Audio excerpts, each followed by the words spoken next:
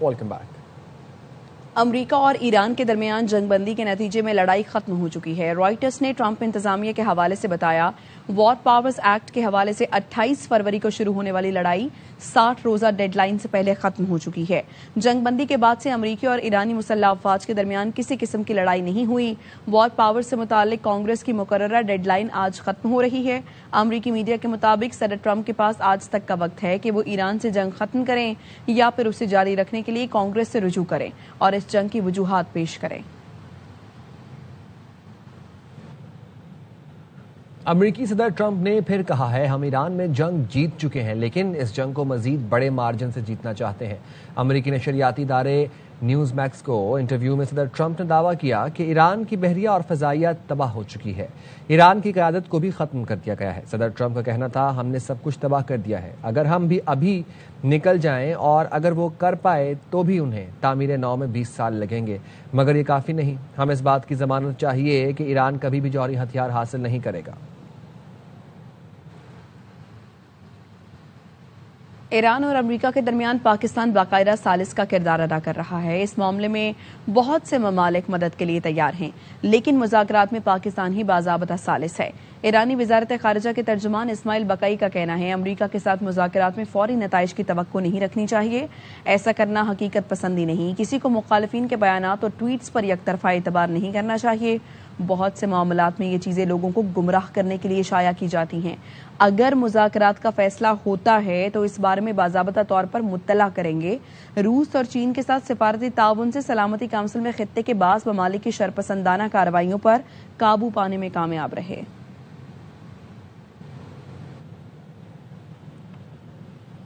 ایران جوہری ہتھیار نہیں رکھ سکتا، گزشتہ جون کے حملوں نے ایران کی جوہری صلاحیت تباہ کی۔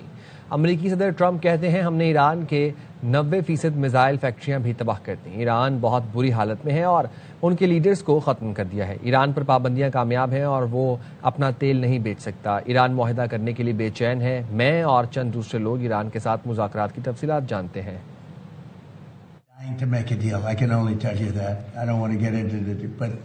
They cannot be nuclear.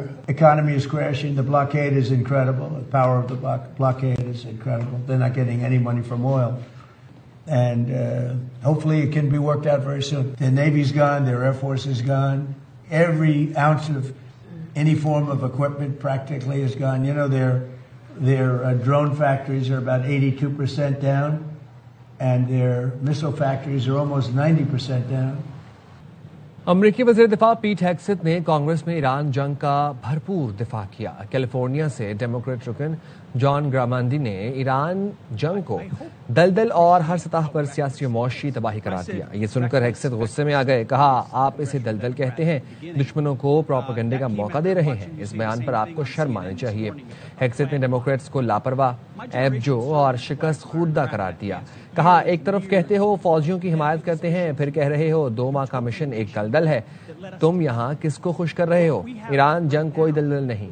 وزیر جنگ نے کانگریس کے ارکان کو بتایا، امریکہ کے اسلحہ ذخائر کی بحالی میں چند مہینوں سے لے کر کئی برس تک لگ سکتے ہیں۔ ایریزونا سے تعلق رکھنے والے سینیٹر مارک کیلی کے سوال پر پیٹ ہیگسیت نے کہا، یہ گولہ بارود راتوں رات تیار نہیں کیا جاتا۔ Create strategic opportunities, the courage of a president to confront a nuclear Iran, and you call it a quagmire, handing propaganda to our enemies? Shame on you for that. And statements like that are reckless to our troops. Don't say I support the troops on one hand, and then a 2-month mission is a quagmire. امریکی Saint میں ایران جنگ کے خاتمے کے لیے قرارداد 6ٹی بار ناکام ہو گئی ہے۔ سینٹ نے ایران میں امریکی فوجی کارروائیاں ختم کرنے کی قرارداد 47 کے مقابلے میں 50 ووٹوں سے مسترد کر دی۔ گزشتہ مرتبہ قرارداد کی حمایت میں 48 ووٹ ڈالے گئے تھے، اس بار قرارداد کے حق میں مزید 1 ووٹ کم ہو گیا۔ اس بار قرارداد معروف ڈیموکریٹک سینیٹر ایڈم شیف نے پیش کی۔ یہ 6ٹی بار ہے کہ سینٹ نے اس طرز کے بل کو مسترد کیا ہے۔ پینسلوینیا سے تعلق رکھنے والے ڈیموکریٹ رکن جان فیٹن مین نے جنگ بندی کے خلاف ووٹ دیا، جبکہ دوہری ریپبلکن سینیٹر سوزن کالنز اور رینڈر پال نے قرارداد کی حمایت کی۔ سوزن کالنز نے پہلی بار جنگ بندی کی حمایت میں ووٹ دیا ہے۔ امریکہ ایرانی حکومت کے بیرون ملک موجود پینشن فنڈز کے اکاؤنٹس منجمد کرنے پر غور۔ امریکی وزیر خزانہ اسکاٹ بیسنٹ کا کہنا ہے واشنگٹن ایرانی حکومت کے بیرون ملک موجود پینشن فنڈز کے اکاؤنٹس منجمد کرنے پر غور کر رہا ہے۔ فاکس نیوز کو دیے گئے انٹرویو میں کہا ناکہ بندی کے علاوہ امریکہ ایران پر مزید سخت معاشی دباؤ برقرار رکھے گا۔ امریکی صدر ٹرمپ نے ایران پر دباؤ بڑھانے کی ہدایت کی ہے۔ امریکہ نے ایرانی تیل کے خریداروں کو آگاہ کیا کہ وہ ان صنعتوں اور بینکوں پر ثانوی پابندیاں عائد کرنے کا ارادہ رکھتا ہے جو ایرانی تیل کی خرید و فروخت میں ملوث ہیں۔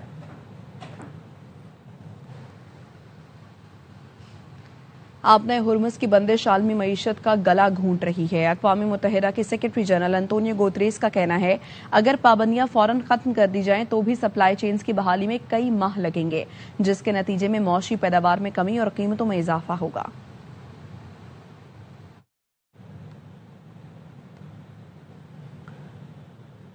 تہران میں جاسوس ڈرون طیاروں کی پروازوں کے بعد دفاعی نظام کو فعال کر دیا گیا۔ فضائی دفاعی نظام نے چھوٹے ڈرونز کو نشانہ بنایا۔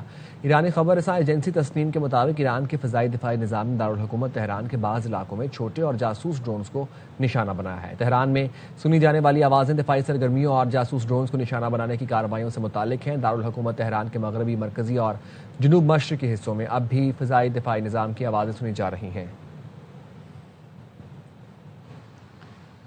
امریکی صدر ڈونلڈ ٹرمپ کا پھر پاک بھارت جنگ کا تذکرہ، کہا پاک بھارت جنگ میں 11 طیارے گرائے گئے۔ وزیر اعظم شہباز شریف نے میری تعریف کی، بتایا کہ آپ نے پاک بھارت جنگ رکوا کر کروڑوں زندگیاں بچائیں۔ I settled 8 wars. Biggest one would have been Pakistan, India. The Prime Minister of Pakistan said, I saved from 30 to 50 million lives, but it could have been more than that. 2 nuclear nations were going at it. 11 airplanes were shot down. They were in the first week of what would have been a very bad war, and I got it solved. You know how I got it solved? By the use of tariffs. I said, I'm going to charge you tariffs if you guys keep fighting, and they said, oh, please don't do that. اور تو ایک break کا ساتھ رہیے۔